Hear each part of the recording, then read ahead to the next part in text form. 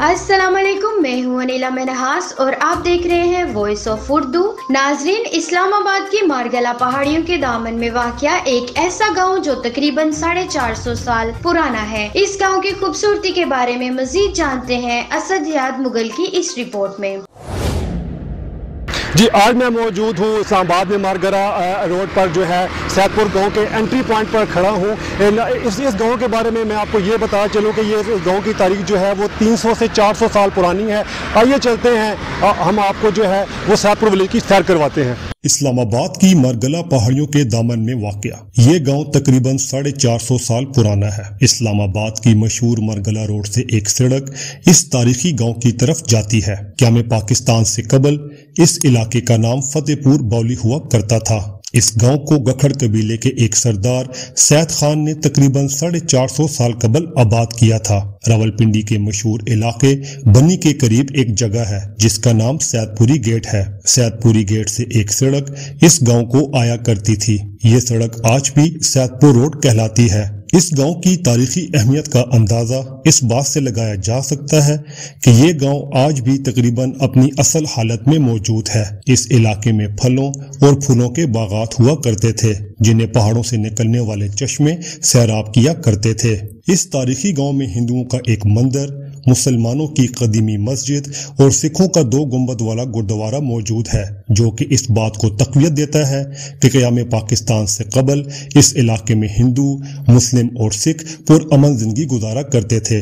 गुरुद्वारे और मंदिर के बिल्कुल साथ एक खूबसूरत हवेली भी है जो कि धर्मशाला हुआ करती थी, जहां मजहबी तालीम की गर्ज से आने वाले लोग क़याम करते थे। इस हवेली को अब म्यूजियम में तब्दील कर दिया गया है। गुरुद्वारे और हवेली पर आज भी उस वक्त के चंदा देने वालों के नाम की तख्तियां मौजूद हैं। इस इलाके को ये एजाज हासिल है कि इस इलाके में 2 मुगल बादशाहों ने भी क़याम किया था।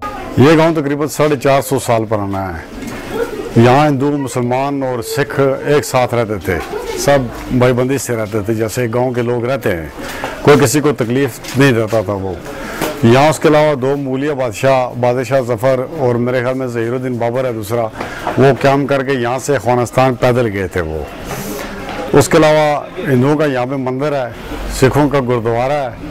तो ये सामने होटल बन गया। अब देश प्रदेश जहाँ पे बना है, यहाँ पे तालाब थे। तालाब में जो हिंदू थे यहाँ पे, तो वो नहा धो के, या जो बाहर से आते थे नहा धो के फिर मंदिर के अंदर जाते थे वो लोग।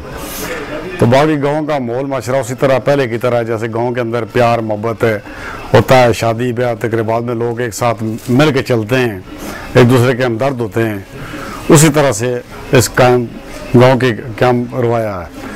तो बाकी अभी तक बिल्कुल ठीक ठाक हालात चल रहे हैं। यहाँ कोई किसी की तकलीफ नहीं होती। किसी गांव में माशरे में कोई लड़ाई झगड़ा या ऐसे कोई तकलीफ नहीं गांव के अंदर। बिल्कुल सुकून का माहौल हमारे यहाँ का।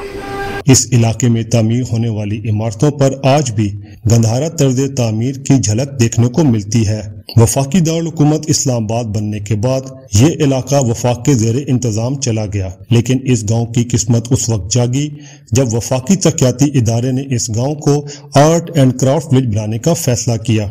आर्ट एंड क्राफ्ट विलेज बनने के बाद इस इलाके में काफी तब्दीलियां हुई हैं, जिसमें इस इलाके को पक्की सड़क, पीने का साफ पानी और स्कूल जैसी बुनियादी जरूरतें मुयस्सर आईं, और इसके साथ यहाँ होटलों के क़याम से मकामी आबादी को रोजगार भी मुयस्सर आया।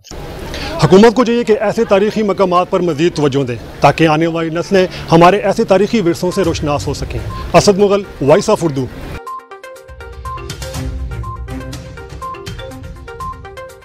ये थी अब तक की हेडलाइंस। मजीद खबरों के लिए विजिट कीजिए हमारी वेबसाइट www.voiceofurdunews.nl या फेसबुक पेज पर क्लिक करें। इसके अलावा आप हमारा यूट्यूब चैनल भी सब्सक्राइब करके मजीद खबरें देख सकते हैं। देखते रहिए वॉइस ऑफ उर्दू।